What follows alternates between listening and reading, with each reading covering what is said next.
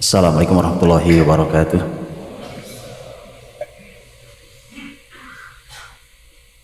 Innal hamdalillah nahmaduhu wa nasta'inuhu wa nastahdihi wa nastaghfiruh. Wa na'udzu billahi min shururi anfusina wa min sayyi'ati a'malina. Fala mudilla lahu wa may yudlil fala hadiya lahu. Asyhadu an la ilaha illallah wahdahu la syarika lahu.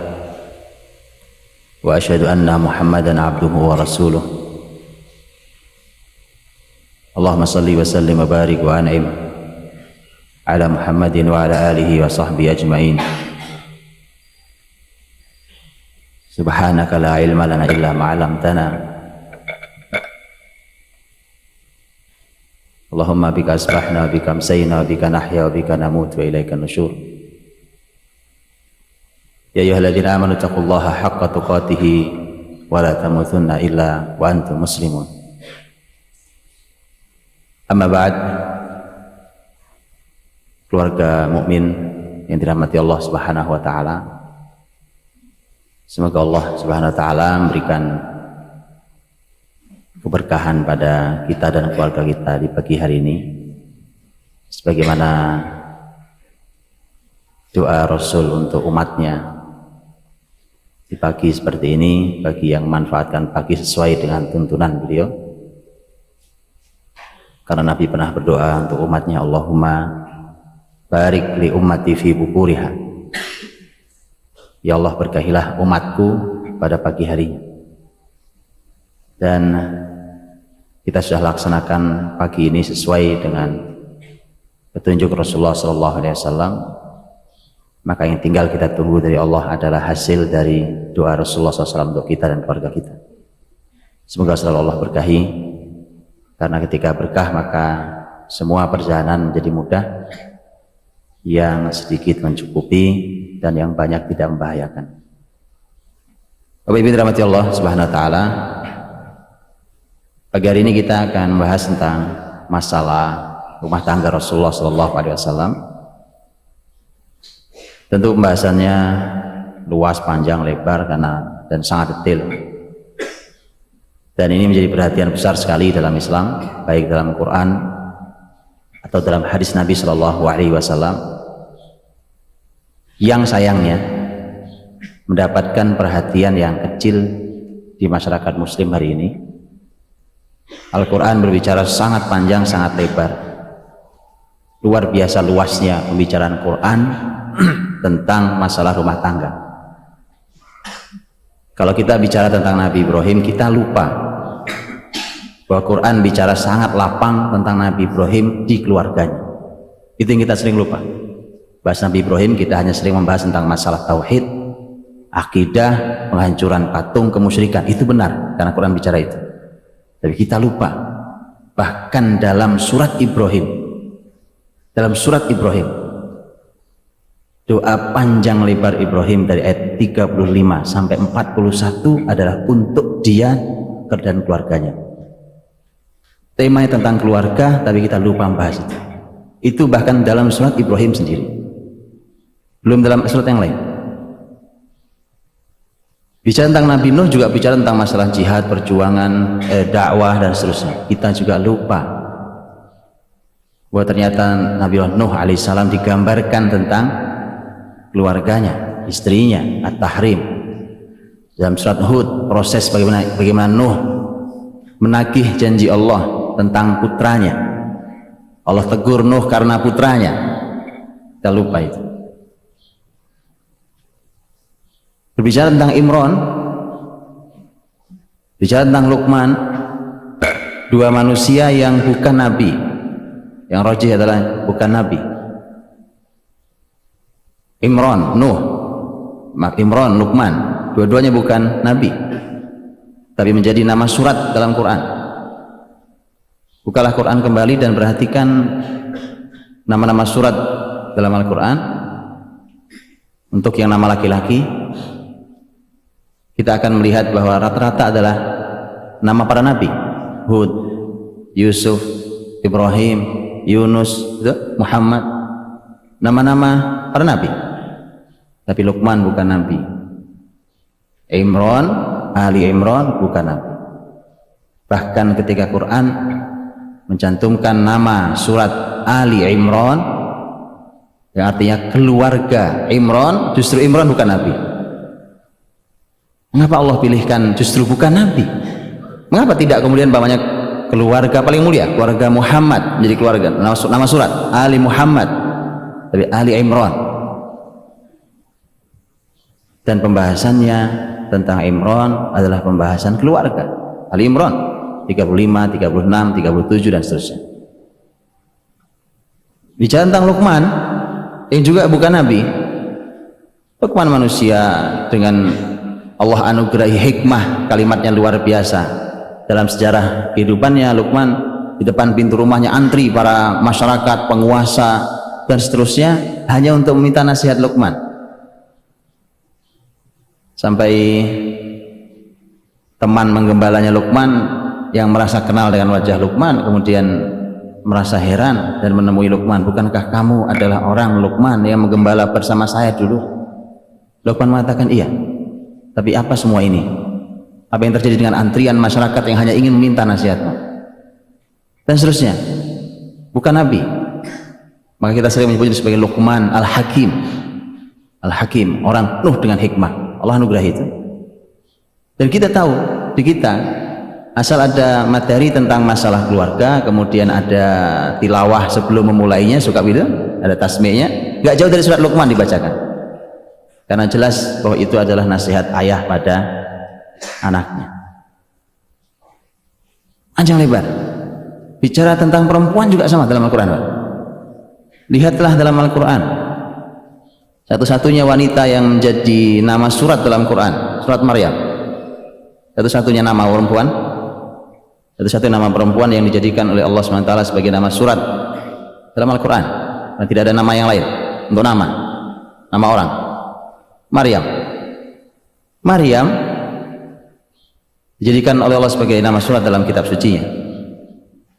Tentu perempuan tidak ada yang jadi nabi, wanita yang mulia. Apa yang dibahas? Tentang keluarga, tentang keluarga, proses kehamilannya dan seterusnya sampai kelahirannya. Kalau kita lihat wanita lain dalam Quran, wanita lain, saya sebutkan poin 20 nama 20 perempuan dalam Al-Quran dalam banyak kisah, dari mulai istrinya Nabi Lut, istrinya Nabi Nuh, istrinya Nabi Ibrahim, Zakaria, istri Nabi Zakaria, kemudian Maryam, nanti bahkan istri-istri Rasul dalam kisahnya, kalau tidak disebut namanya, tentang Aisyah radhiyallahu anha, Hafsah, Zainab binti Jahsh, ada dalam Quran semuanya. Dalam kisah sekian banyak wanita, 2 kisah wanita yang ditolong oleh Musa alaihissalam. Lihat itu, dan kita akan melihat bahwa pembahasannya tidak jauh wanita sebagai individu pribadi muslimah, wanita sebagai istri, dan wanita sebagai ibu, walau ada peran wanita sosial. Dan itu, karena itulah maka ini bukti kuat bahwa Al-Quran berbicara tentang keluarga panjang lebar. Sayangnya kita tidak memberikan perhatian yang cukup untuk hal itu. Ini tidak lepas dari karena kita membahas keluarga dan kita menganggapnya sederhana dan sepele. Bukti kita menyepelekan tema keluarga adalah kita tidak menyiapkan ilmu sebelum melangkah ke rumah tangga. Mustahil saya membangun sebuah gedung berlantai tinggi tanpa saya siapkan ilmunya dan tim yang kuat untuk itu. Bukan hanya pendanaan, dana banyak. Apa iya saya mau sia-sia mempercayakan dana besar itu kepada orang yang tidak punya cukup ilmu untuk membangun gedung setinggi itu? Tapi rumah tangga dengan sederhana kita katakan sambil jalan. Itu bukti kita meremehkan sesuatu yang diagungkan Quran. Kita tidak cukup. Kita suami istri menikah, laki bertemu dengan perempuan menikah. Begitu menikah, apa sudah cukup ilmu kita sebagai suami? Apa sudah cukup ilmu kita sebagai istri? Asal suka, cinta, cocok kemudian menikah? Kadang-kadang orang menikah sederhana pembahasannya, sama-sama hobi makan bakso Malang, Pak. Kadang-kadang orang punya aneh, begitu dia punya anak, dia jadi suami, yang suami berubah jadi ayah, yang istri berubah jadi ibu, bukan karena kita punya ilmu ayah ibu, tapi karena kita sudah punya anak maka disebut ayah dan ibu. Bahwa bagaimana jadi ayah, bagaimana jadi ibu tidak tahu kita. Begitu kita punya cucu, otomatis jadi kakek, jadi nenek. Kita juga tidak tahu bagaimana seharusnya jadi kakek, kita tidak tahu bagaimana seharusnya nenek. Kita pikir itu sesuatu yang tanpa ilmu. Mana yang kurang besar ketika kita diajari dalam surah Al-Furqan 74, walladzina yaquluna rabbana hab lana min azwajina wa dzurriyyatina qurrata a'yun waj'alna lil muttaqina imama. Orang-orang hamba Allah yang Maha Rahman itu dalam doanya dia berkata, ya Allah Rabb kami, anugerahkan pada kami pasangan dan keturunan yang menyejukkan mata, menyenangkan mata, berbinar mata kita karena mereka, dan jadikan kami pemimpin bagi orang-orang bertakwa. Ini doa keluarga. Karena bicara kita minta pada Allah tentang pasangan kita dan anak-anak kita. Itu yang kita minta.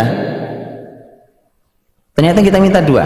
Satu, kita minta qurrata a'yun, senang mata kita melihat. Ini ada pembahasan sendiri. Bahkan mengapa Quran menjadikan tolok ukurnya bukan hati. Dia perhatikan tuh. Kan seringkali kita bilang menyenangkan hati. Quran tidak bicara menyenangkan hati. Quran bicara qurrata a'yun. A'yun itu mata. Mengapa Allah pilih mata dari sekian organ kita yang ada? Luar biasa Quran pilihannya. Quran punya pilihan kata yang mukjizat. Bukan bahasan kita hari ini. Wa ja'alna lil muttaqina imama, jadikan kami pemimpin. Bicara tentang rumah tangga, pasangan dan anak, sampai kita bicara tentang kepemimpinan. Hari ini kita melahirkan pemimpin, itu latihan, Pak. Kursus, workshop, lembaga pelatihan manajemen, leadership gitu. Kita lupa Quran mengajari kita agar pemimpin lahir dari rumah kita. Berarti bayangkan sehebat apa bapak ibunya sampai bisa melahirkan wa ja'alna lil muttaqina imam bagi orang bertakwa. Dan itu bukan sembarang imam, Pak. Ini karena imam itu ada beberapa tingkatan. Ada masyarakat rusak, imamnya rusak. Ada masyarakatnya mungkin masyarakatnya rusak, tapi mungkin sekali waktu muncul pemimpin yang baik. Dan itu tidak banyak bekerja, tidak banyak bisa berbuat apa-apa. Pemimpinnya baik, jujur, amanah, berilmu, di bawahnya semua rusak gitu, ya cenderung dimatikan semua kebijakannya. Bukan itu yang Allah inginkan. Yang Allah inginkan adalah masyarakatnya tinggi, al-muttaqin, lil-muttaqin. Kemudian muncul pemimpin paling tinggi yaitu imam, dan itu anak kita, itu keluarga generasi kita. Setinggi itu Al-Quran bicara. Kemana kita? Karena kita sudah serahkan semua hal ke sekolahan. Kita pikir sekolahan itu hebat gitu. Allah tidak bicara sekolahan ini, Pak. Di ayat Al-Furqan 74 tidak bicara tentang pendidikan, lembaga pendidikan sebelum lembaga, tapi rumah tangga. Min ablana min azwajina, pasangan kita, wa dzurriyyatina, dan anak keturunan kita. Kemana kita? Baik. Karena Rasulullah Shallallahu Alaihi Wasallam adalah terjemahan Al-Quran, beliau adalah aplikasi Quran, maka semua yang ada di Quran tentang panduan keluarga, silahkan lihat aplikasinya di rumah tangga Rasulullah Shallallahu Alaihi Wasallam.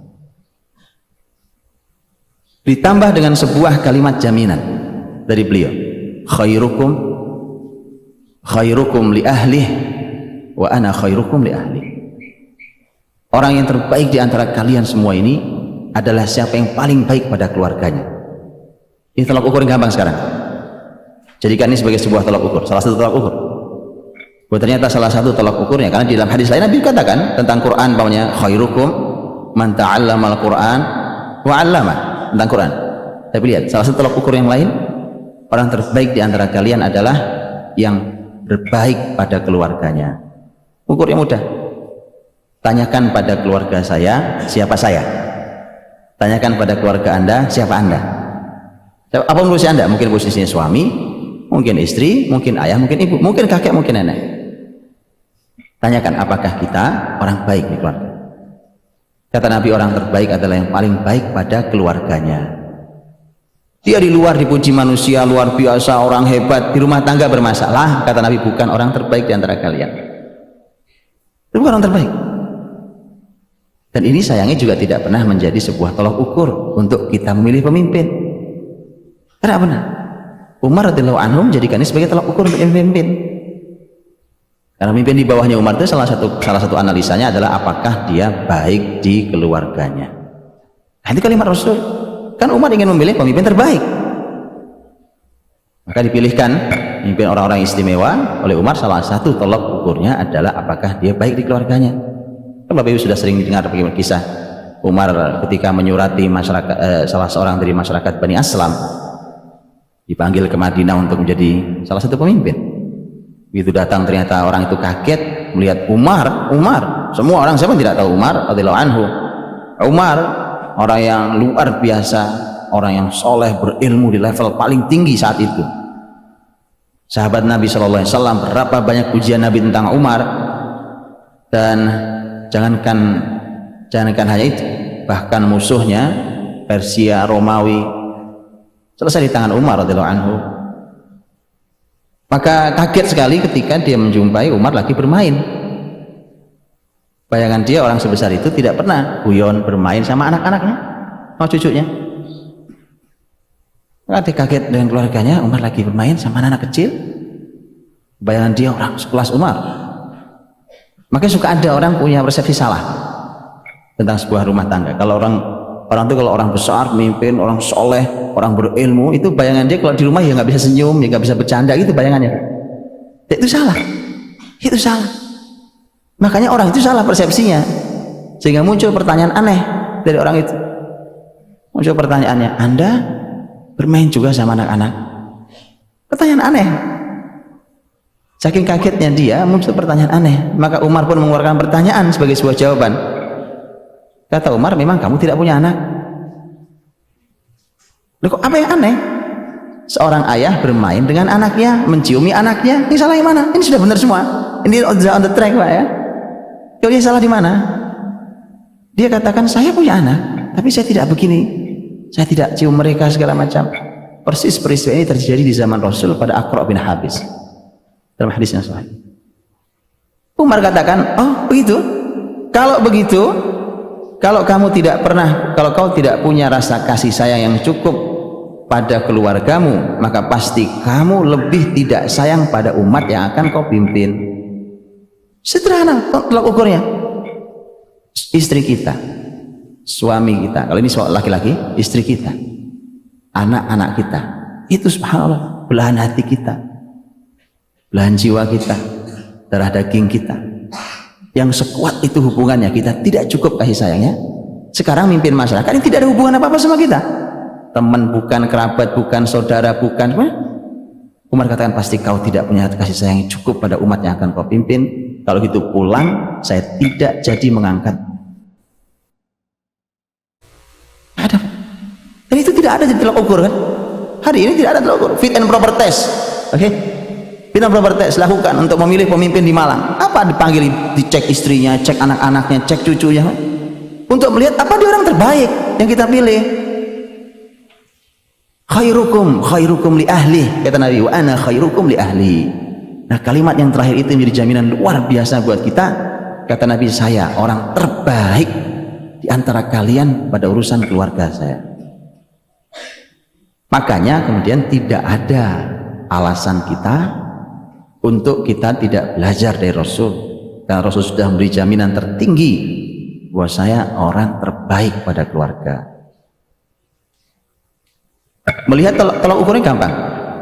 Rasulullah SAW, beliau dengan sekian tugas yang sangat besar.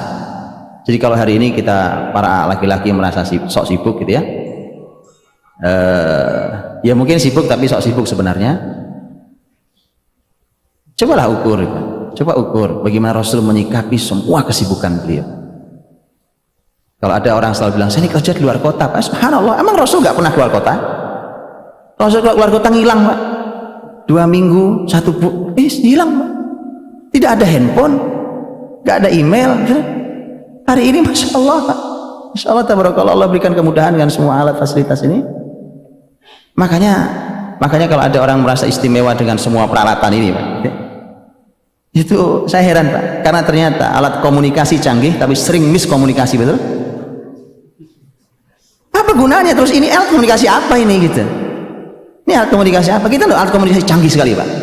Harusnya semakin canggih semakin tidak ada komunikasi. Kalau semakin canggih komunikasinya, semakin hebat komunikasinya, semakin tertata baik komunikasi, kan gitu seharusnya. Nah ini enggak, Pak. Oh, gara-gara SMS berantem 3 hari. Ini apa? Zaman saat itu tidak ada, Pak. Tidak tahu, begitu ditinggal bismillah ya. Bismillahirrahmanirrahim, la tadhi'u wadai'u. Dengan nama Allah sudah aku tinggal, aku titipkan pada Allah yang tidak pernah hilang dan rusak, apapun titipkan padanya sudah ya. Astaudi'ukumullah dinaka wa amanatak, aku titipkan pada Allah agama dan amanahmu. Pergi ya. Sudah nggak tahu, sudah bismillah nggak tahu nasibnya. Sudah bismillah saya tinggal keluarga saya. Yang di rumah juga tidak tahu nasib suaminya kayak apa, pergi di sana.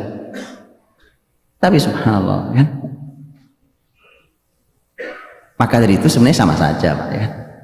Kalau punya alat canggih apa ternyata juga komunikasi macet, sama saja. Karenanya kita yang hari ini para laki yang merasa sok sibuk itu, kemudian setelah itu dia beralasan bahwa tidak sempat saya, Pak, waktu saya habis. Saya bilang subhanallah ya, sesibuk apa sih Anda nih? Mau tahu kita, mau tahu kita sesibuk apa Anda nih? Atau sebenarnya bukan Anda sibuk, Anda tidak tahu ilmunya. Anda belum belajar dari Rasul tentang bagaimana menyikapi semua ini. Kalau urusan sibuk, Masya Allah, Pak, Rasul tugasnya seabrek tugas beliau. Saatnya beliau menjadi seorang Rasul, menyampaikan wahyu Allah Subhanahu wa Ta'ala, sampaikan wahyu Allah Subhanahu wa Ta'ala. Saatnya datang 2 orang yang berkonflik dalam urusan tanah ladang, Nabi datang sebagai seorang hakim menyelesaikan konflik. Saat Nabi harus bercengkrama dengan teman-temannya, sahabat-sahabatnya, Nabi datang sebagai seorang teman. Saat Rasulullah SAW ketika beliau mendapatkan aduan keluhan masyarakat beramal sosial dalam amal-amal beliau, itu hadir Nabi sebagai penolong masyarakatnya. Tugas Nabi luar biasa. Saat Nabi kedatangan utusan tamu dari luar Madinah, Nabi hadir menerima para duta dari berbagai tempat itu. Saat Nabi di rumahnya, Nabi lengkap. Nabi suami iya, Nabi suami iya, sebagai ayah iya, sebagai kakek iya. Ini potret yang lengkap seutuhnya. Nah, disinilah kemudian perlunya kita menggali Rasulullah SAW sebagai sebuah potret tertinggi dengan jaminan wa ana khairukum li ahli, aku ini orang terbaik di antara kalian pada keluarga saya.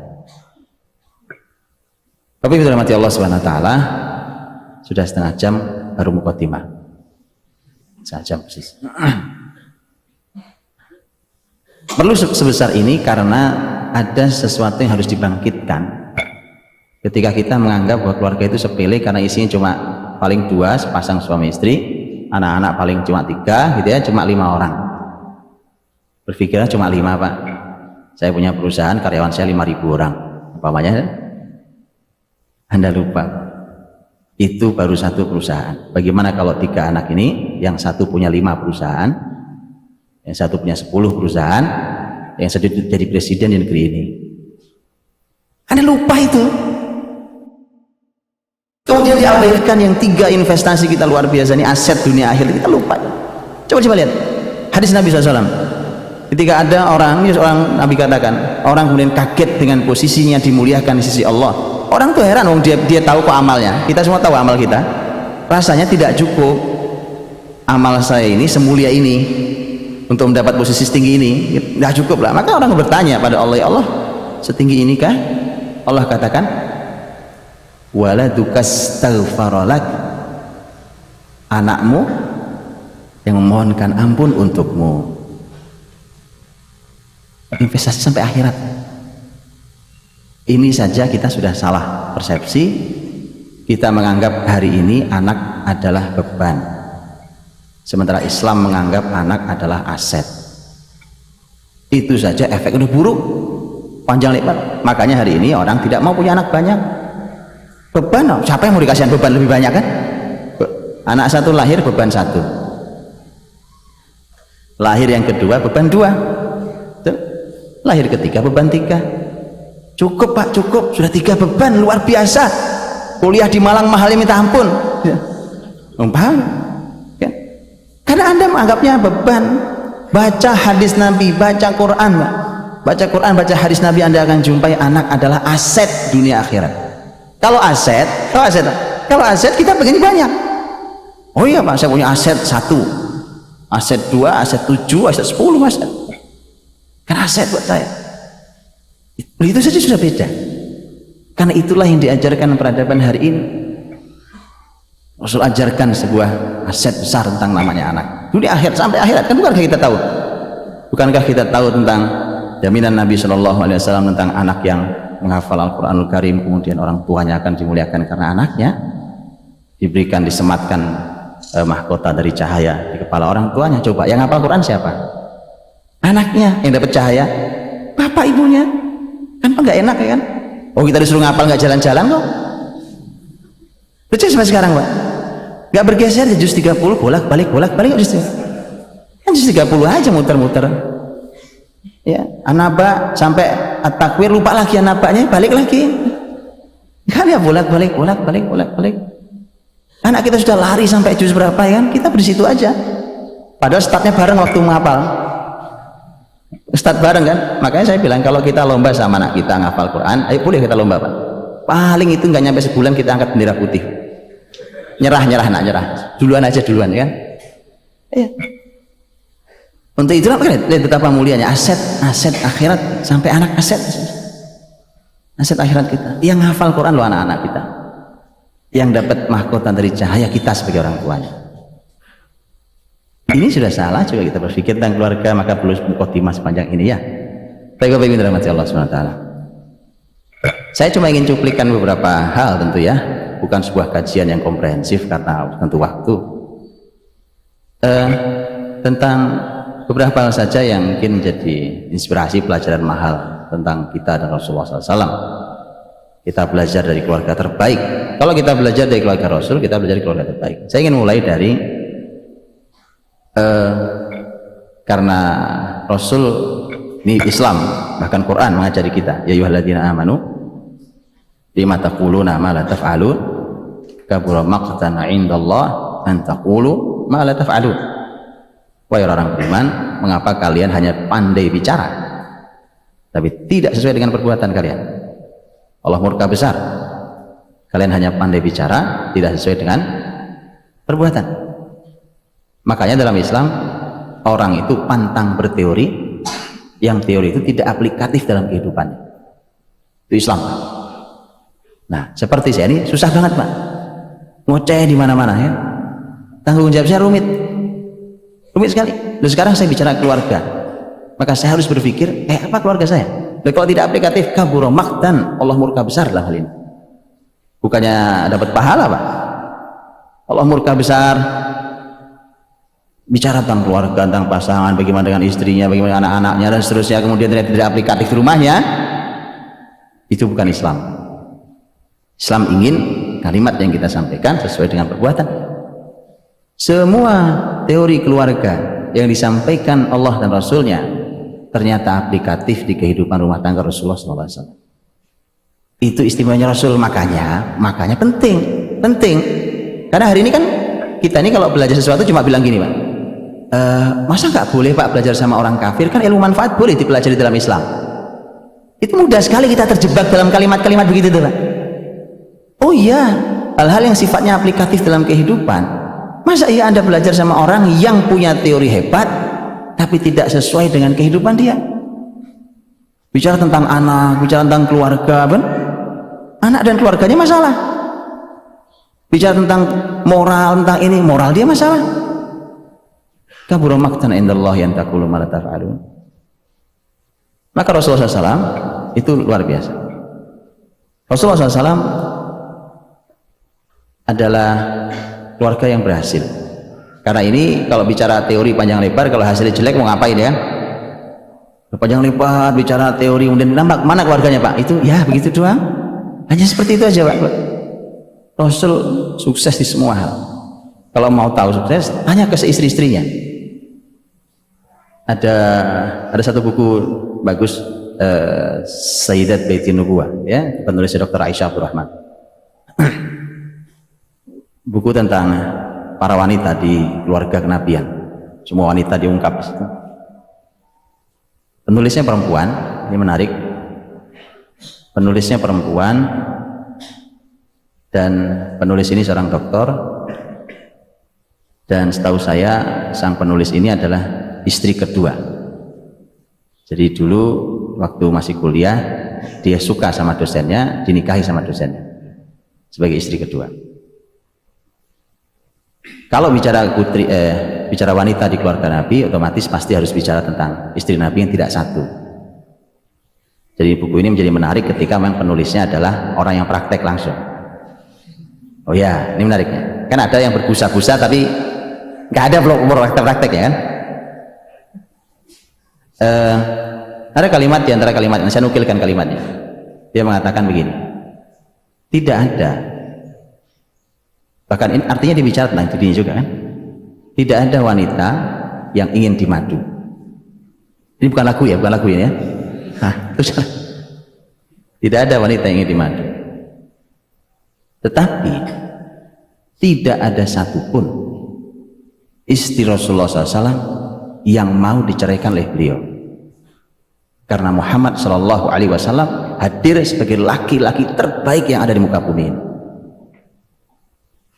Begitu, sudah paham ya?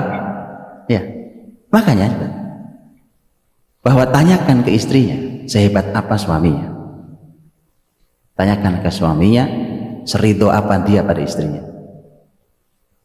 Tolak ukur. Nabi bilang tentang wanita. Nabi berkata tentang wanita ke suaminya. Kata Nabi SAW kepada wanita, huwa jannatuki wa naruki. Suamimu itulah surgamu atau nerakamu. Makanya tanya. Maka Nabi selalu mengatakan kalau istri ke laki-laki tanya ridhonya. Ridho enggak suamiku ke aku? Ridho itu mencakup banyak hal kan? Tanya. Laki-laki begitu. Laki-laki dengan qawamah yang tinggi. Dan qawamahnya yang tinggi sebagaimana di An-Nisa 34. Qawamah yang tinggi itu yang luar biasa seperti Rasulullah SAW itulah yang membuat istri ridho. Istri ridho, kagum luar biasa, ridho, tahu persis suaminya orang yang bahkan tidak ada duanya di muka bumi ini, tidak ada duanya. Artinya laki-laki penuh dengan keistimewaan, begitu juga wanita. Makanya kalau mau ya ini bagian bahan koreksi buat kita. Ya, silahkan ditanyakan kepada pasangan masing-masing dengan kalimat yang jujur ya kan. Apa keistimewaan saya di matamu? Oh ya, antum kalau mau lihat bagaimana para istri memuji Rasul dan Rasul memuji istrinya luar biasa. Itu yang terjadi kan. Makanya gampang, tanyain aja nanti pulang ke rumah bapak-bapak nanya ke istrinya kan. Istrinya nanya ke suaminya. Memang aku ini seistimewa apa di matamu? Kalau perlu kasih kertas ya kan, sebutkan. Oke, ujian SD Pak. Ya, sebutkan apa kelebihanku ya kan. Yang paling enak langsung bicara biar kelihatan ekspresi wajahnya Pak. Memang apa kelebihanku? Kalau jawabnya pakai jeda, yakinlah Anda nggak istimewa Pak. Oh iya Pak. Loh, sekarang gini Pak, pernah nggak merasakan Anda mengagumi orang luar biasa terus Anda mau menceritakan biografi dia, itu di lisan itu sampai belibet-libet saking banyaknya harus disampaikan itu. Lah ini nyari kelebihan satu aja mikir Pak. Apa ya? Ya sebenarnya sih bagus ya.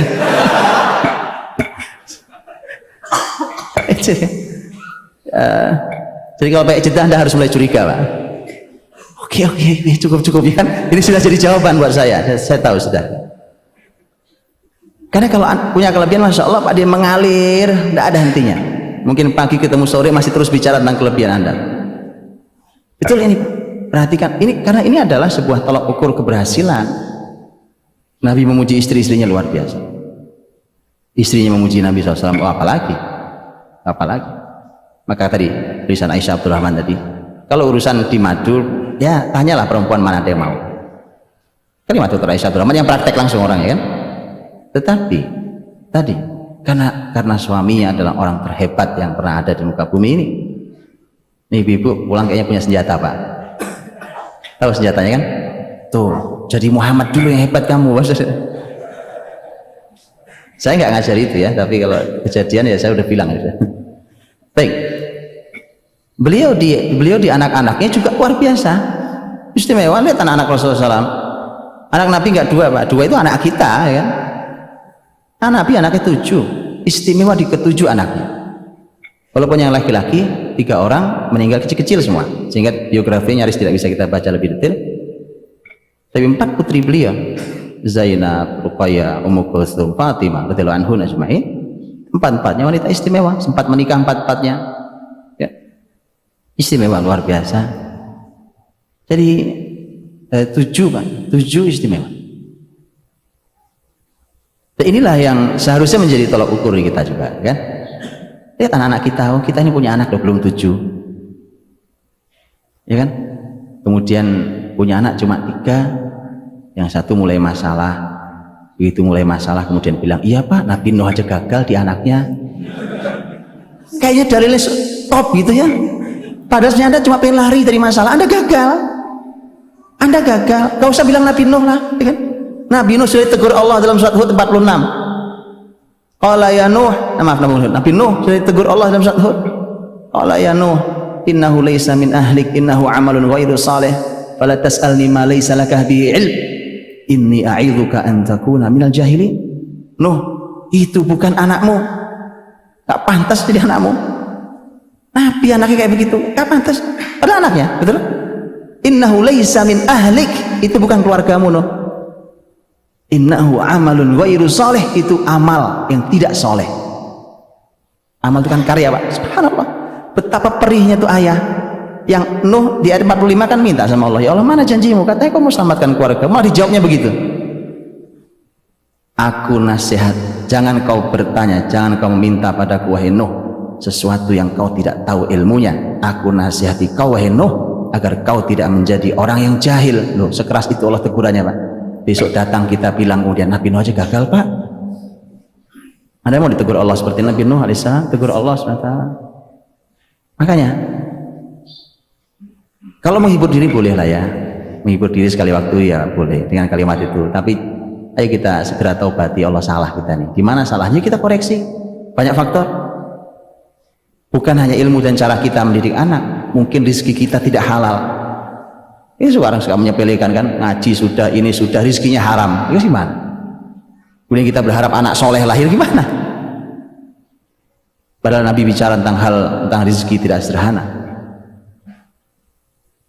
Nah, jadi Rasul di anak-anaknya istimewa, hasilnya luar biasa di keempat putrinya. Ya, padahal mendidik anak perempuan itu kalau dalam hadis Nabi, Bapak Ibu bisa baca nanti. Mengapa Nabi SAW punya perhatian sangat besar dengan janji yang sangat besar spesial tentang anak perempuan? Para ulama mengatakan karena memang begini, karena memang ternyata Bapak Ibu yang punya anak laki dan punya anak perempuan bisa bedakan. Nanti kalau anak sudah mulai balik, kekhawatiran Bapak Ibu akan berbeda, betul? Akan kita jumpai itu. Karenanya Masya Allah, siapa yang mendidik anak perempuan yang sangat baik sampai mereka istimewa itu, jaminannya surga, Pak. Jaminannya surga. Halo. Makanya didik anak itu istimewa. Ya, istimewa di anak-anaknya, 7 anaknya, ya anak 7 bisa.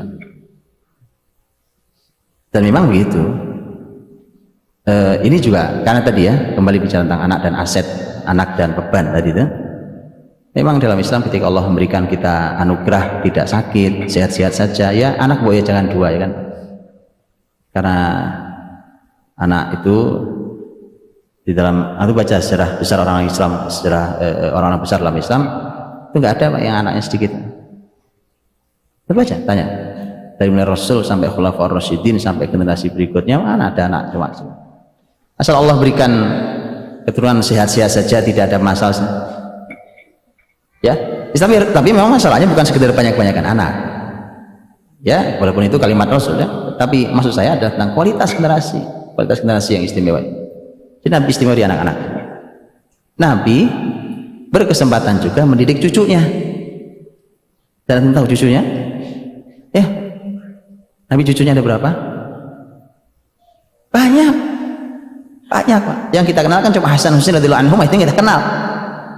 Karena memang betul, karena memang dua orang inilah radhiyallahu anhum yang sampai jadi orang besar, sampai berketurunan. Ya, yang lainnya memang banyak juga di antaranya meninggal waktu usia kecil. Ya, nah Rasulullah SAW hebat, makanya interaksi Nabi dengan Hasan Husain radhiyallahu anhuma pelajaran mahal buat para kakek dan nenek. Perlu kita ketahui Hasan lahir tahun 4 Hijriah, berarti Rasul wafat kurang lebih umurnya Hasan 7 tahun. Di Nabi itu interaksi dengan Hasan 0 sampai 7. Kalau Husain kurang lebih muda setahun dari Hasan. Paham ya? Itulah usia Nabi berinteraksi dengan cucunya. Maka dari itu istimewa dan pelajaran mahal banyak sekali di sana. Bagaimana menjadi seorang kakek, karena seringkali begini Pak. Ya kan? Ini gara-gara mohon maaf, gara-gara tidak ada ilmunya. Ya, kakeknya datang ngobrol sama cucunya kan.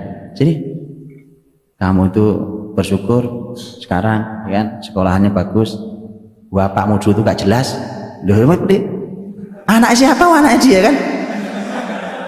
Dia lupa itu anaknya. Bapakmu dulu bandelnya, masya Allah itu anak dulu bandelnya, ya Allah capek bapak saya. Lupa. Ibumu juga sama itu dulu kan, mau itu tetangga dulu kan. Ya. Lihat kalimat Rasul, SAW. Rasul bicara tentang menantunya Ali bin Abi Thalib kepada cucunya Hasan Husain. Hasan Husain naik ke sini, ke pundak Nabi dua-duanya, kanan kiri, satu Hasan satu Husain. Bayangkan kalau anak naik di pundak sini, pegangannya di mana? Kepala. Kalau sudah dapat kepala gini, apa yang dilakukan? Pasti goyang-goyang begini Pak. Kalau sudah begini, apa yang sedang dibayangkan?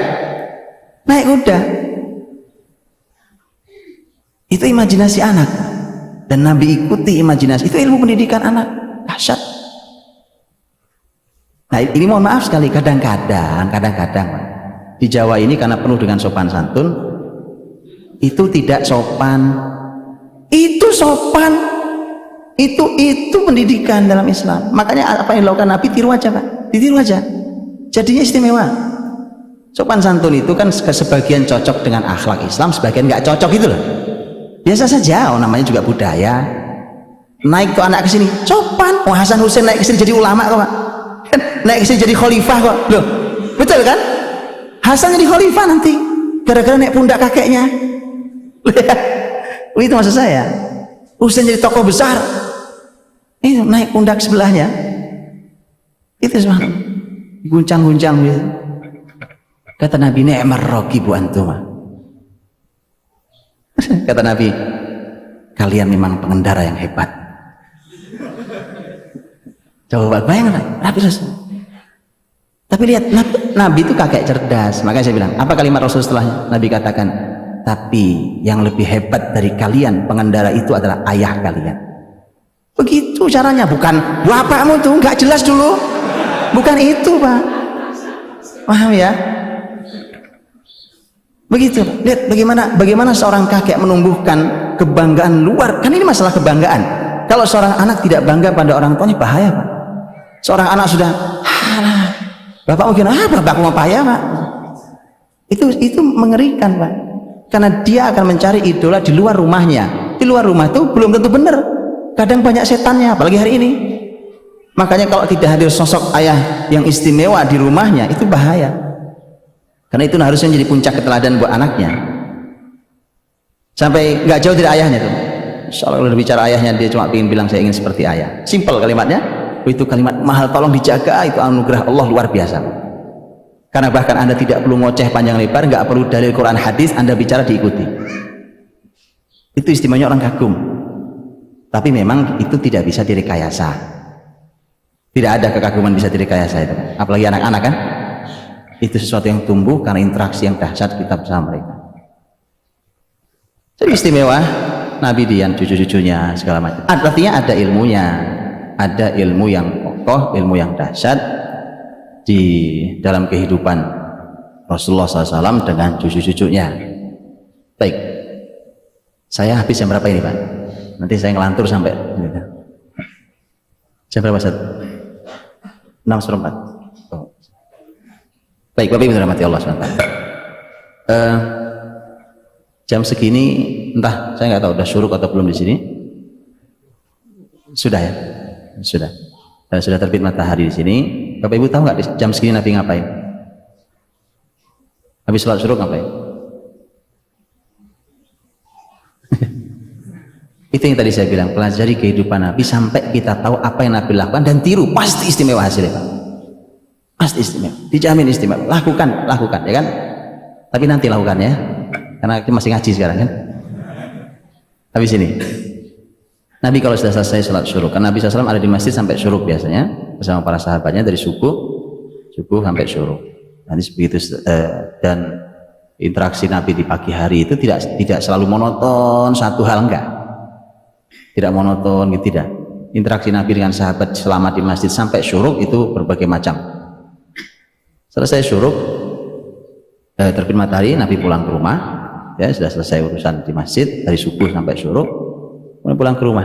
Apa yang dilakukan? Ini saya ingin sampaikan. Ini yang dilakukan. Ini sampai, makanya kalau belajar tentang keluarga Rasulullah SAW, itu tidak hanya bicara tentang teori global, Pak. Kita ini juga suka salah paham. Teorinya dari Allah dan Rasulnya, prakteknya dari Yahudi. Juga begitu, karena kita menganggap Rasul tidak detail. Saya bilang, saya kasih contoh detail sekarang. Saya berikan contoh. Betapa banyaknya itu masalah detail. Ini bicara waktu kan. Jam segini ini, Masya Allah kalau pagi hari Pak. Bayangkan orang-orang beriman bangun sebelum subuh, kemudian ke masjid, yang laki-laki sholat subuh, kemudian setelah itu dia pulang ke rumahnya, semua keberkahan. Hidup seperti itu nggak ada di masyarakat Yahudi, Nasrani kayak gitu Pak hidupnya. Ya? Kemudian kita menanya ke mereka tentang teori aplikasinya. Rasulullah SAW sekarang bicara apa nih? Teorinya apa? Banyak teori kepedulian, komunikasi, apalagi kedekatan, apa segala macam. Lihat aplikasi Rasul punya. Kalau sudah pulang keluar dari masjid, Nabi temui satu persatu istrinya, diketuk pintu satu-satu.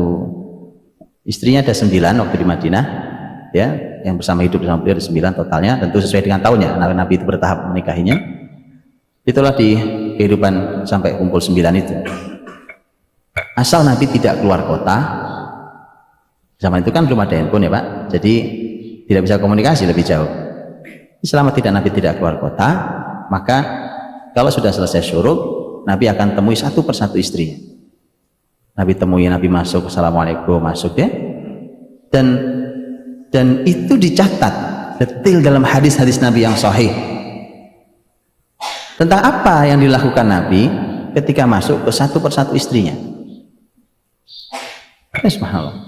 Nabi hadir dengan senyum terindah, Nabi hadir dengan doa paling tulus, ya, dengan luar biasa, membawa ilmu, membawa kalimat hikmahnya, membawa apa, ya. Karena jam pagi sudah lapar, Nabi mengatakan hal indak syai', ada sesuatu enggak? Maunya apa? Sarapan, ya, dan itu dalam bahasa Arab itu ada maknanya. Kata syai' itu sesuatu. Sudah gitu pakai nakiroh. Nakiroh itu apa ya? Tidak definitif. Jadi tidak nyebut namanya. Kalau kita kan sarapan suka nyebut sarapannya ya. Ada apa kalau di sarapannya apa Pak? Ada pecel nggak? Baca gitu. Kalau itu kita kan. Nabi enggak. Hal endakum syai itu apa aja lah. Makanya saya pernah menulis di web rutin kita tentang ini Pak, tentang masalah kuliner yang hari ini sudah mulai jauh dari track Islam ya. Bukan tidak boleh antum jajan luar, boleh saja. Cuma saya akhirnya cara makan kita mulai aneh hari ini. Itu harus hati-hati juga. Ini masalah resep keluarga nih. Dan saya sudah ketemu dengan seorang saya ingin menguji teori yang saya sampaikan itu, dan ternyata betul. Sampai ada keluarga itu bilang gini ke saya, anak saya itu saat itu kalau makan di rumah sudah nggak semangat, bahkan sudah mal. Oh, karena kebiasaan dia saya makan di luar jajan ini ada. Lo kan ya kan lo kalau kita makan di warung yang mahal itu kita beli bukan makanannya, walau ikan digoreng sama aja di mana juga sama kan. Bukan itu mas, tentang sajiannya, mejanya, keadaannya, sekelilingnya, taman yang ada, ya kan hari ini makan bahkan sama singa, itu lebih mahal pak. Belum pernah tahu antum ya? Belum pernah tahu restoran makan sama singa? Belum pernah ya? Ada pak, mahal sekali. Betulan, saya nggak bercanda ini.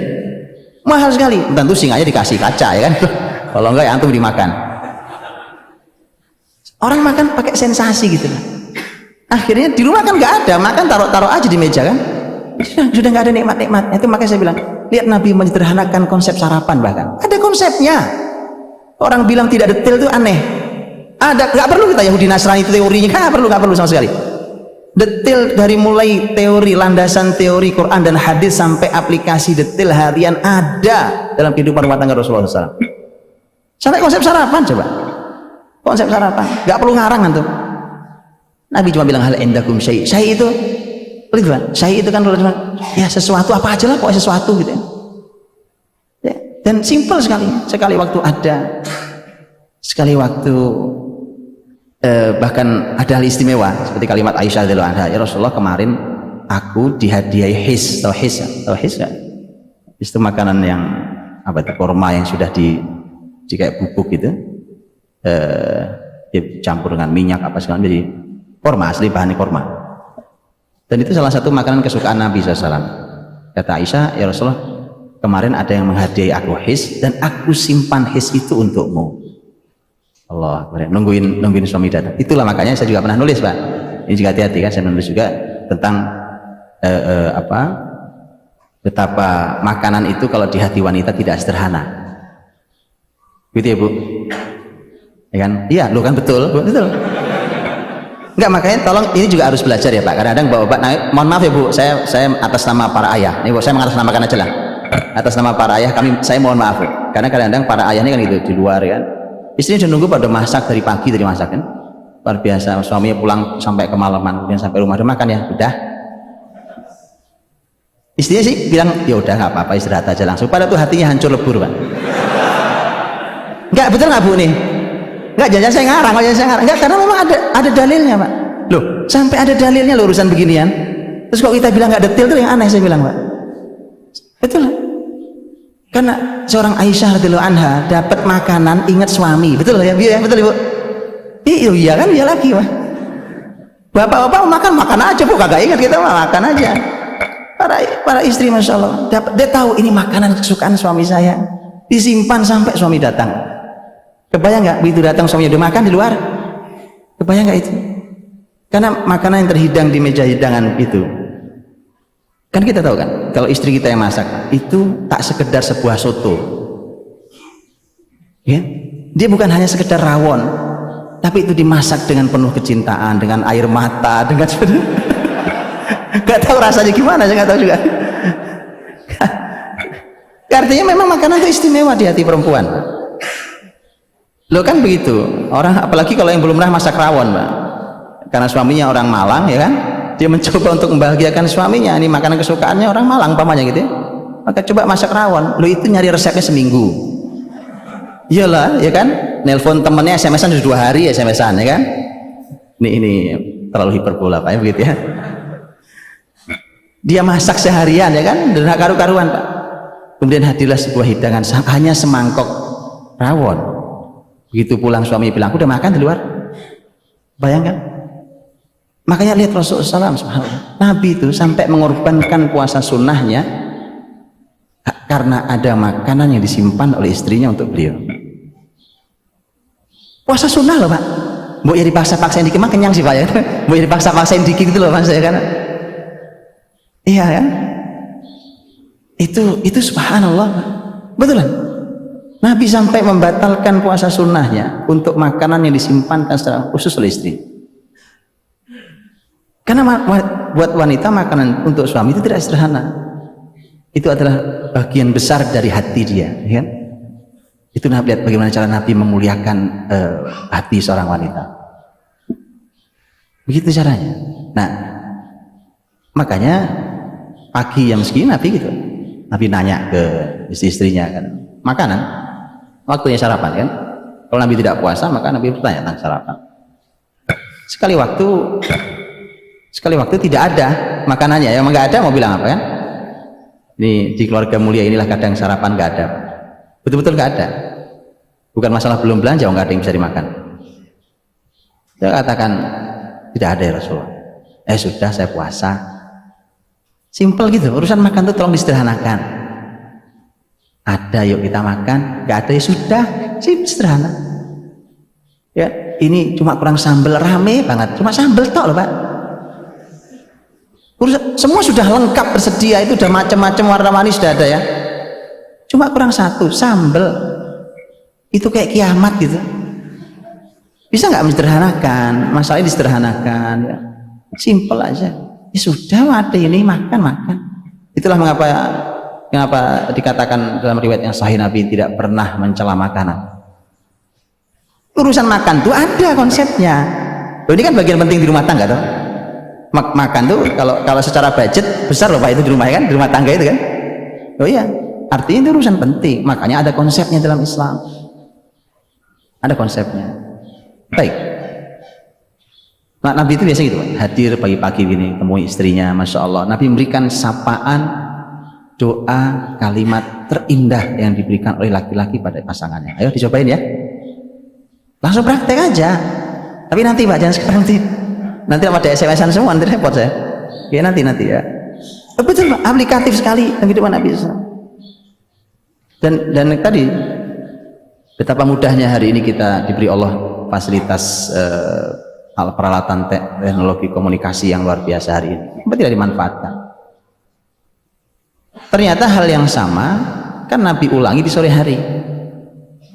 Asal Nabi nggak keluar kota. Kalau sore itu kadang-kadang suka ada peristiwa yang mendesak sehingga memaksa Nabi untuk tidak bisa menemui satu persatu istrinya kadang-kadang. Tapi Nabi selalu punya sikap. Coba ini menariknya Nabi. Pokoknya Nabi nggak bisa A, ada muncul skenario B gitu. Nggak mati gaya, ya. Nggak selesai udah, aduh sibuk Pak, susah Pak. Nah, mesti harus ada sikapnya, ada penyikapannya. Kan sama Pak, sore setelah sholat asar. Ya, setelah sholat asar, kalaupun ada majelis di Masjid Nabawi biasanya nggak lama oleh Nabi SAW, karena sudah sisa waktunya, para sahabat juga perlu kembali mungkin ke rumahnya setelah lelah seharian bekerja dan seterusnya beraktivitas. Maka Nabi SAW di saat seperti itu Nabi nanti segera pulang ke rumahnya. Lagi Pak, Nabi temui satu persatu istrinya. Sama, hanya bedanya ini pakai, kalau yang ini pakai satu kaidah. Perempuan atau maaf, istri terakhir yang ditemui Nabi adalah istri yang mendapatkan jatah malamnya hari itu. Itu ya, itu luar biasa. Nah itu makanya saya sering katakan gitu, ya Allah, ini Nabi istrinya 9, semua merasa diperhatikan, merasa paling dicintai. Kita istri satu nggak keurus Pak. Betulan ini Masya Allah, dan tidak rumit, tidak mahal kan. Kalau apa sih mahal yang memberi perhatian, memberi sapaan terindah, memberi senyum tertulus, ya kan? Memberi doa yang luar biasa, berikan ilmu pada mereka. Apa sih sulitnya? Nggak ada yang sulit. Nggak mahal gitu, nggak perlu mahal. Untuk bahagia itu nggak perlu sebuah monumen istimewa, nggak perlu. Perlu istana enggak? Rumah Aisyah cuma bilik itu yang Bapak Ibu perhatikan kan? Jadi tidak perlu mahal untuk bahagia itu. Tapi kalau Nabi tidak sempat, kayak tadi, umpamanya asar Nabi pernah diundang oleh sahabat, ya Rasulullah datang ke rumahku, aku ingin kau menyaksikan aku lagi motong onta, gitu kan? Ada jadian, tapi datang, Nabi saksikan sahabat itu motong onta, karena onta itu sebagiannya dagingnya akan dibagikan ke masyarakat. Nabi saksikan, otomatis waktunya sebagian tersita ke sana, itu sudah sore. Maka karena sudah tidak mungkin, sudah mau maghrib, maka Nabi punya skenario B. Tuh. Skenario B-nya adalah Nabi langsung datang ke rumah istri yang mendapat jatah malam itu, dan semua istri lain sudah paham. Mereka langsung datang berkumpul ke rumah istri yang mendapat jatah malam waktu itu. untuk sekedar bercengkrama, berbincang, kumpul. Indah bukan? Nggak indah kata ibu-ibu, Pak. Maaf ibu, nggak sih. Indah bapak, indah, nggak indah. Ya, baik. Nggak, saya sedang menggambarkan tentang, lihat Pak, sampai Nabi memilihkan waktu pagi sore. Pagi sore itu kan ada zikir kita, bukan? Ada zikir pagi sore. Kenapa juga zikir pagi sore? Karena Quran bicara pagi sore itu dalam kalimat yang tidak sekali, Pak, betul ya? Pagi sore Quran bicara pagi sore itu ada hal istimewa. Ternyata Nabi pilihkan waktu yang istimewa pula untuk berzikir, dan ternyata itu adalah bagian dari zikir kehidupan di keluarga Nabi SAW, ya. Nabi temui istrinya biasa pagi sore gitu. Apa ibu rahmati Allah, waktu saya tinggal 10 menit lagi. Saya lagi milih tema masalahnya, Pak. Tema mau bicara apa, saya kebanyakan temanya. Begini, ini saya bicara tentang masalah perhatian Nabi SAW pada keluarganya, apa segala macam. Yuk kita lihat bahwa Nabi SAW, beliau, umpamanya saya bicara tentang hal ini seringkali menjadi macet, menjadi masalah rumah tangga itu seringkali masalah faktornya faktor komunikasi, sehingga orang-orang komunikasi percaya betul ini masalah besar Pak hari ini kan, sehingga banyak yang mampet, bahkan perang. Ada keluarga la qadarullah cerai gitu ya, itu faktornya nggak komunikasi, yang nggak nyambung, mampet apa, bingung segala macam. Belajar komunikasi itu ya belajar sama Rasul, apalagi spesial bicara tentang suami istri. Masya Allah, Nabi itu punya komunikasi yang dahsyat, luar biasa. Saya berikan contoh sedikit. Nabi SAW ini perlu sesi materi, satu sesi besar sendirian tentang komunikasi suami istri. Nabi SAW itu kita tahulah bahwa Nabi sendiri yang mengatakan laisal mu'min bitta'an walal la'an walal fahish walal badhi. Orang beriman itu tidak mungkin lisannya suka menusuk, suka menuduh, lisannya kasar, lisannya kotor, ya, tidak mungkin suka melaknat, sumpah serapah, caci maki. Itu bukan lisan orang beriman. Maka Nabi pasti paling jauh lisannya dari itu semua. Ya, itu tidak ada suami atau istri sebaliknya kalimatnya kasar, enggak. Nabi marah, Nabi manusia biasa, marah. Nabi sendiri yang katakan, saya manusia biasa, saya marah seperti kalian marah, saya ridho juga seperti kalian ridho, sama. Bedanya aku diberi wahyu. Jadi Nabi sama, marah ya marah, tetapi Nabi selalu katakan saat sedang labil artinya tidak sedang nyaman jiwanya, dalam keadaan sedih umpamanya, atau dalam keadaan marah, maka Nabi ajari betul kita, karena jangan sampai kepleset. Kadang-kadang kita tidak kita sadari dalam keadaan kita lagi labil emosinya, marah umpamanya, kita suka mengeluarkan laknat terhadap keluarga dan harta. Dan Nabi ingatkan betul, jangan melaknat keluargamu, dirimu, keluargamu, dan hartamu, karena aku khawatir bertepatan dengan waktu dikabulkannya doa. Jadi hati-hati, kan? Kalau lagi jengkel, mau marah sama anak, bilang memang kamu anak nakal. Anak itu nakal insya Allah. Gara-gara kalimat kita nggak jauh-jauh. Kita kok yang bicara. Kalau pas bertepatan waktu dikabulkannya doa, anak nakal betul nakal. Ya. Makanya Nabi katakan, idza ghadiba ahadukum falyaskut. Kalau seorang di antara kalian marah, maka diam. Itu wal kadhiminal ghaidha wal 'afina 'anil nas, itu ayat itu. Jadi menahan amarah itu PR besar di lisan kita hari ini. Karena kita nih hari ini kalau marah pengennya ngomel, ya kan? Kalau kita lagi sedih apa segala macam, curhat, habis-habisan curhat sana sih. Padahal dalam Islam ada manajemen curhat, ya kan? Ada, dan kita harus tahu itu. Karena itulah maka Rasulullah SAW dengan istri-istrinya, Masya Allah, Nabi berkomunikasi dengan para istrinya tentu dengan tadi bahasa terindah, bahasa terbaik, tutur kata, tidak ada yang kasar, tidak ada yang kotor, tidak ada yang melaknat, menusuk. Rasulullah itu sampai kemudian ketika beliau berkomunikasi dengan para istrinya itu, karena nikah sudah sekian tahun kan, maka pasti sangat hafal dengan karakter kalimat. Jadi mohon juga dipahami, apalagi kalau para laki-laki kemudian berkomunikasi dengan makhluk Allah yang mulia yang bernama wanita. Ya, seringkali lisannya keluar dengan kalimat biasa, tapi kadang di balik kalimat itu ada 3 jilid Pak tulisannya itu untuk menerjemahkan kalimat ini gitu ya. Makanya harus paham itu. Lihat Rasul mengatakan pada Aisyah, lihat Nabi katakan, Aisyah, aku tahu kapan kamu senang sama saya, kapan kamu marah sama saya. Kata Aisyah, bagaimana caranya Rasul? Kalau kamu berkata demi Tuhannya Muhammad, kamu lagi senang sama saya. Tapi kalau kamu bilang demi Tuhannya Ibrahim, kamu lagi marah sama saya. Coba apa hubungannya Pak?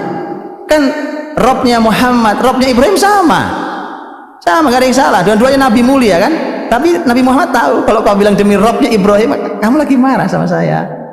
Lihat karakter kalimat istri Pak, gitu ya, harus paham. Mudah-mudahan Allah menjagamu ya Bi.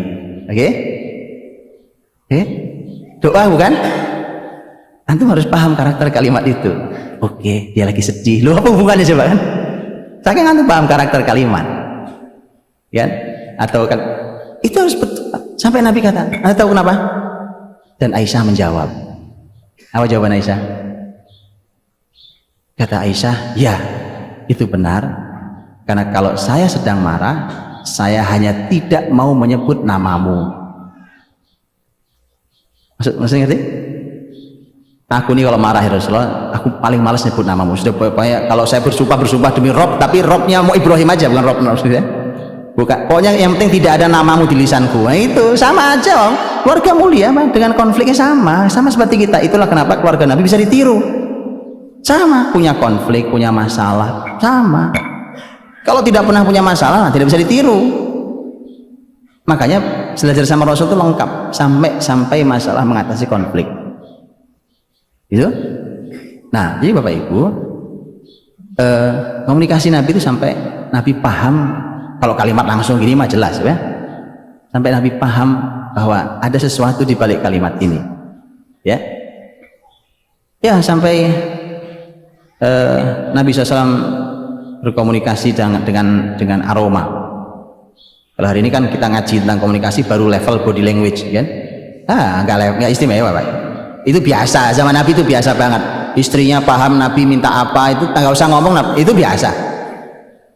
Nabi cuma ngeliatin siwaknya Abdurrahman waktu menjelang Rasul wafat kan, lagi di Aisyah, di pangkuan Aisyah. Nabi sudah nggak bisa bicara, Nabi cuma ngeliatin itu siwaknya dia. Aisyah tahu apa yang Nabi mau. Itu mah biasa, sudah kan sudah paham kan. Maka tolonglah ya, jangan jadi orang yang dablek gitu Pak. Ya, ini orang dong nggak ngerti juga ini. Saya sudah begini, sudah begitu. Nabi berkomunikasi dengan istri itu bahkan sampai pada level berkomunikasi dengan aroma Pak. Nabi tahu dengan aroma ini istrinya bicara ini. Gitu? Waktu saya udah habis kan? Belum Pak? Oh, 32 menit lagi. 4 menit lagi. Baik. Sampai begitu. Itu mau kisahnya atau enggak, ada saya pindah tema satu lagi ya? Komunikasi dengan aroma itu pernah kejadian antara Rasul dan Aisyah radhiyallahu anha. Ya, Rasul dan Aisyah radhiyallahu anha berkomunikasi sampai komunikasi dengan aroma itu. Catat, menarik sekali. Karena Rasul karena beliau punya istri lebih dari satu, punya jadwal giliran malam yang sudah tetap dan semua istrinya tahu. Dan suatu hari Rasul punya masalah dengan Hafsah radhiyallahu anha. Ya, keluarga mulia punya konflik. Hafsah, karena Hafsah itu dekatnya dengan Aisyah. Jadi Bapak Ibu perlu tahu, ini hadis sahih riwayat Bukhari bahkan. Istri Nabi yang sekian itu ada 2 blok Pak. Ya, ada 2 blok. Betulan, ini keluarga mulia, tapi inilah itu manusia, keluarga manusia. Ini bloknya Aisyah, ini bloknya Ummu Salamah. Baca di Sahih Bukhari, Allah, kita akan tahu subhanallah, keluarga mulia tetap manusia ya kan.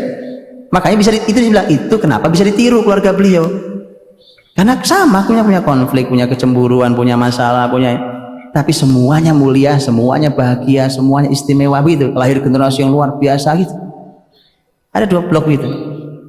Nah, Hafsah itu dekat dengan Aisyah radhiyallahu anha. Satu putrinya Umar, yang kedua putrinya Abu Bakar, ya kan? Hafsah sama Aisyah. Ini anak mulia, bapak-bapaknya orang mulia juga. Begitu. Maka Hafsah bilang ke Aisyah, Aisyah, aku punya masalah sama Rasul. Kamu bisa nggak bantu aku selesaikan masalah ini? Nah, itu bagus, Pak. Komunikasi, ya kan, antara para istri. Ya kan? Loh, kenapa ketawa? Bapak ini menyimpan ketawanya, menyimpan sesuatu yang Pak. Kayak tadi para wanita menyimpan sesuatu di balik kalimatnya. Akhirnya kan Hafsah supaya Aisyah, karena tahu bahwa Aisyah adalah wanita yang paling istimewa di hati Nabi SAW, ya kan? Dan Nabi jujur Pak dengan cinta. Nabi ketika ditanya tentang man habun nisa ilaik, siapa wanita yang paling kau cintai Rasulullah, kata Nabi Aisyah. Istri Nabi banyak, tapi urusan hati Nabi jujur. Nabi kata, ya gimana, mau cinta urusannya kan? Saya paling cinta dari Aisyah. Karena itulah maka Aisyah didekati oleh Hafsah untuk membantu menyelesaikan masalah Rasul dengan Hafsah. Begitu nampaknya Hafsah perlu memberikan upah, ya kan? Atas kerja susah payahnya Aisyah nanti untuk mendamaikan itu.